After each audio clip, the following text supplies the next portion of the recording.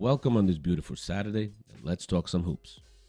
Because Scottie Pippen just dropped a bombshell, calling the NBA All-Star Game a flat-out joke. Here's the kicker. He's not pointing fingers at the league office. He's pointing them squarely at the biggest names in the game. The veteran superstars themselves, guys. When a six-time NBA champion, a guy who knows a thing or two about competitive basketball, says the league's mid-season party is being killed by its own poster children, you gotta listen. Now, you don't shrug that off. So, is Pippen spitting pure unadulterated truth here? Or is this just another retired legend yelling at the clouds, wishing things were like the good old days? We're about to dig in and see if his argument holds water. Now, let's be real for a second.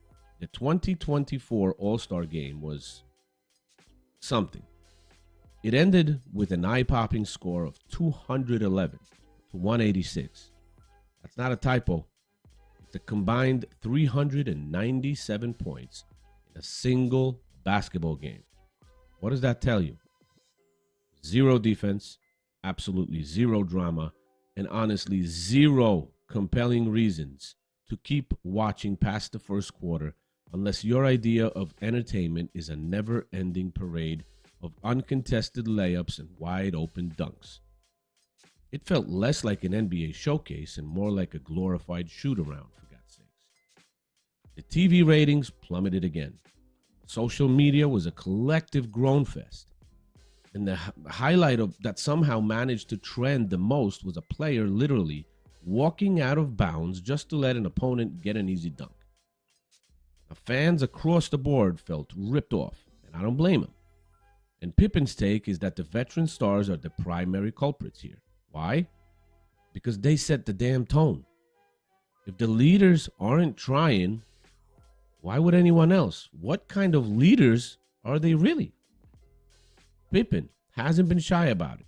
In a string of recent interviews, he's been remarkably direct, singling out what he calls the older guys with the big contracts for essentially treating All-Star Sunday like a paid vacation. He didn't pull any punches, even name-dropping future Hall of Famers like Steph Curry and Nikola Jokic. Now, he wasn't trying to bash their immense talent. No one disputes their skill. Instead, Pippen argued that their casual, hands-off style of play, which might fly in today's offense-heavy NBA, simply wouldn't have cut it back in his era. He famously quipped, and I'm paraphrasing here, put these guys in the 90s rules and let's see how pretty that offense looks. That's a pretty bold statement, isn't it? Now, his message is clear.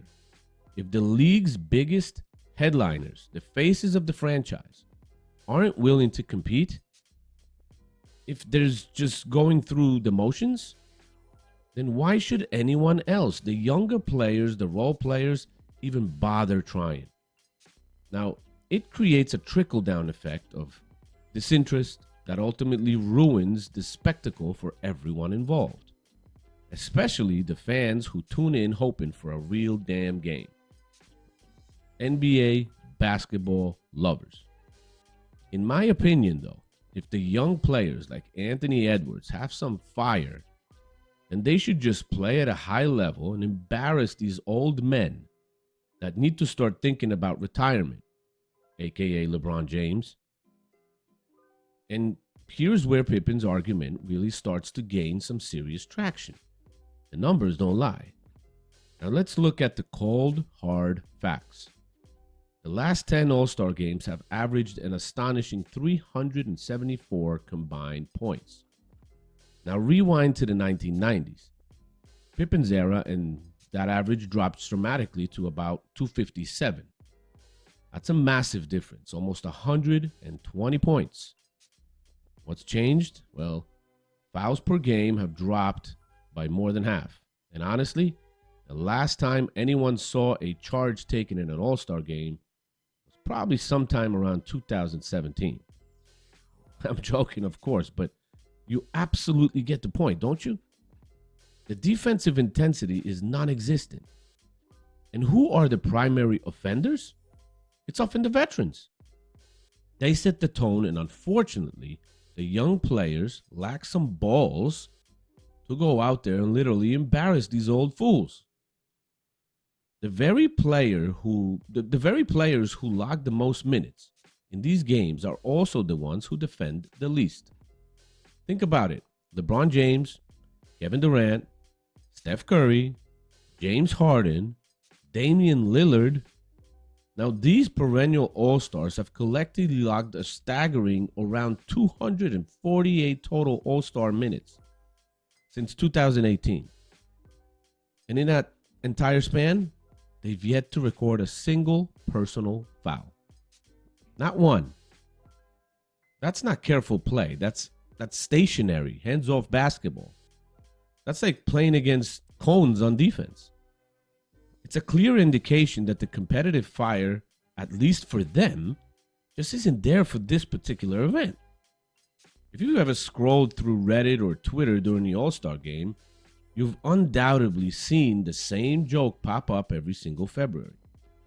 I'm switching to the rerun of the skills challenge. At least they're trying. It's a running gag, but it's rooted in a very real frustration. This isn't just anecdotal. League surveys confirm it. A startling 62% of fans now rate the game as non-competitive enough. A significant jump from 41% just 5 years ago. That's a huge shift in fan perception. And it's affecting the bottom line too. Merch sales for All-Star Weekend dipped a noticeable 18% year over year. Even more telling, secondary market tickets prices for the main event were often cheaper than a regular season matchup between two lottery-bound teams. Now think about that. The supposed pinnacle of mid-season basketball, showcasing the league's best, couldn't command the same price as a random Tuesday night game. When you're most engaged, die-hard fans start treating the league's premier showcase like nothing more than background noise. The problem isn't just marketing. The problem, plain and simple, is the product itself. Now, the lack of effort from the stars directly translates to a lack of interest from the audience. Pippen's proposed fix for this ailing spectacle is refreshingly simple, almost intuitive. Give the keys to the kids. He's advocating for a changing of the guard, literally. Just look at the energy. Remember Anthony Edwards sprinting down the court last year, or Tyrese Halliburton dishing out 15 assists while actually putting in some effort on defense? These are the moments that resonate. The league's under 25 contingent consistently plays like they're auditioning for playoff minutes. Like every possession is a chance to prove themselves. Meanwhile, the 30-plus club often treats it like a spa day or relaxation exhibition. This issue is these days veterans hold immense locker room sway. If they're half jogging back on defense, if they're treating it as a casual run, then everyone else, especially the younger players, tend to follow suit. Why? Because calling out a multi-champion, a guy with rings and massive contracts in public, is particularly career suicide for a budding star. The dynamic is clear. The energy or lack thereof starts at the top. The NBA has tried. They really have in some cases. But it feels like they're constantly rearranging deck chairs on the Titanic. Remember the Elam ending? It was supposed to inject some late game drama, but it barely moved the needle. Now what about the drafted teams, where captains picked their squads? Still ended up with 386 points at the same time defensive apathy. And that's not forget the 2025 Grand Experiment, a new 14 mini tournament. It lasted all about 36 hours before players themselves were joking that it felt like 3 glorified scrimmages. The league keeps trying to tweak the format, hoping a new structure will magically ignite competitive spirit. But Pippen's take cuts right to the chase. Stop tweaking the damn format and start tweaking the mindset. No gimmicks, no matter how clever, can manufacture genuine pride and effort. if the very faces of the franchise treat the entire event like casual Vegas walkthrough? The players need to want to compete, and a new rule or team structure won't change that fundamental desire. Now, you'll always hear the counterpoint: it's just for fun. No one wants a torn ACL in February. And sure, nobody wants any injuries. That's a given. But here's the thing: fun doesn't have to mean stat padding, uncontested dunks, and shying away from any semblance of defense. You know what else was fun? The legendary 1988 All-Star Game in Chicago. That game featured Michael Jordan and Isaiah Thomas legitimately joining at each other, competing fiercely. The final score was a competitive 138-133, going down to the buzzer. And fans still talk about it as classic. Those players got the same week-long vacation, the same break from the grind, but they also had enough respect for the game and for the audience to actually try. Fun and effort aren't mutually exclusive concepts. In fact, for many fans, the effort is the fun. Just ask any fan who binge watches Summer League for the genuine, unadulterated hoops, where players are absolutely giving it their all to make an impression. That's the kind of fun we're missing. So what's a radical solution that could flip the switch overnight? Now they're trying the USA vs. World format with 12-minute games. Ridiculous.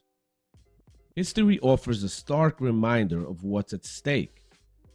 Cast your mind back to the 2001 All-Star Game.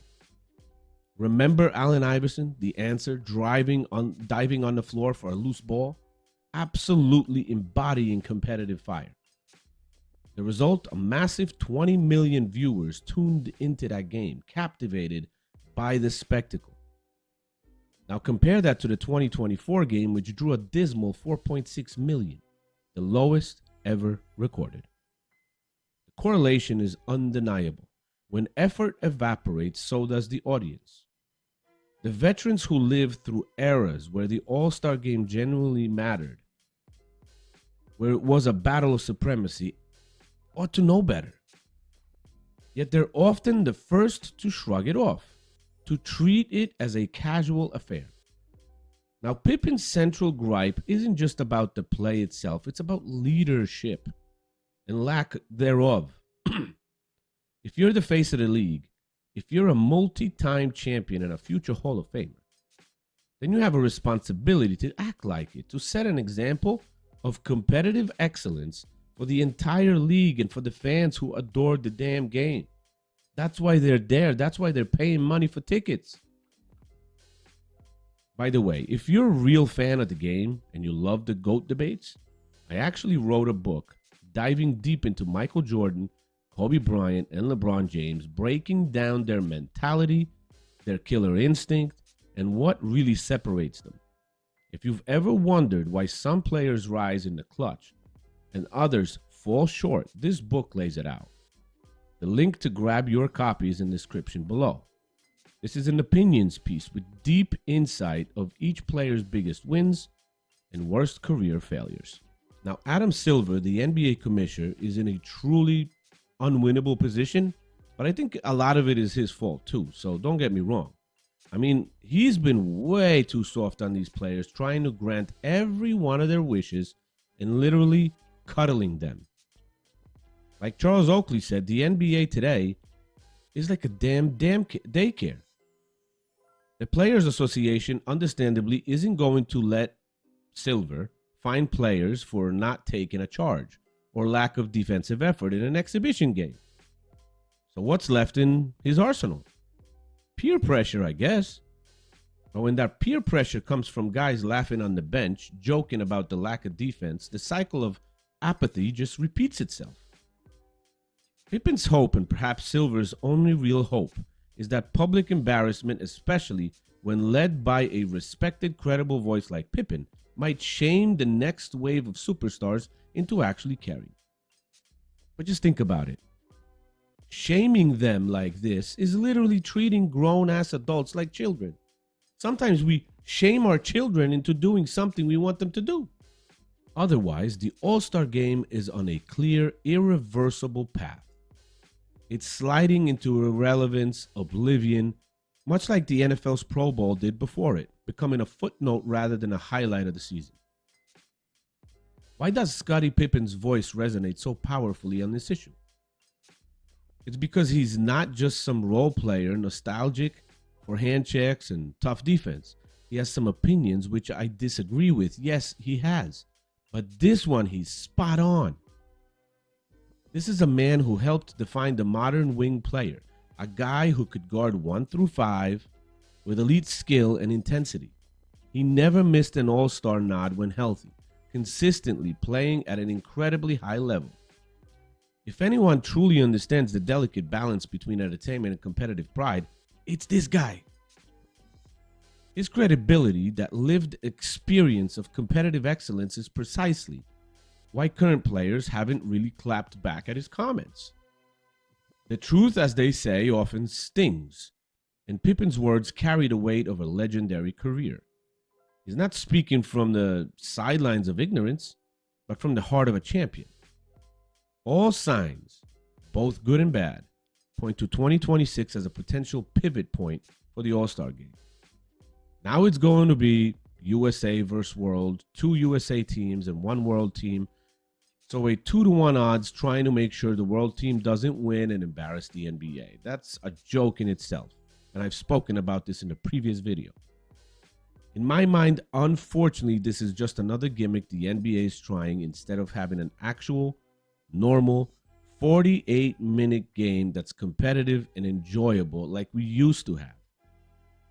This crap has been done due to players complaining they play too many minutes, so they gave them 12-minute games. It's embarrassing, to say the least, to see what this commissioner is willing to do for these constantly complaining freaking prima ballerinas. So after all of this, is Scottie Pippen right? When the most decorated champions in the game openly jog back on defense, barely breaking a sweat, and the younger stars mimic that relaxed vibe, the evidence screams resounding yes. Until the veteran players, the leaders or so of the NBA, decide that the All-Star game is truly worth the competitive soul, worth putting in genuine effort, this showcase will unfortunately remain nothing more than a glorified layup line. It will continue to be a star-studded exhibition, but one that lacks the heart, the intensity that once made it a must-watch event. Now, whether the next generation steps up to revive it, to restore its competitive spirit and fan appeal, or tragically buries it for good, will ultimately decide if February basketball means something truly special, or if it simply becomes the sports world's most expensive and least engaging recess. Or maybe they will just cancel the All-Star weekend altogether. Might come to that. All right, so what's your take on all of this? Are the vets truly at fault? Or do you think Pippen's just overselling the past a bit? Drop your thoughts down in the comments below. Comment section is open. Like, share, subscribe to the channel. And I will see you in the next one, guys. Peace.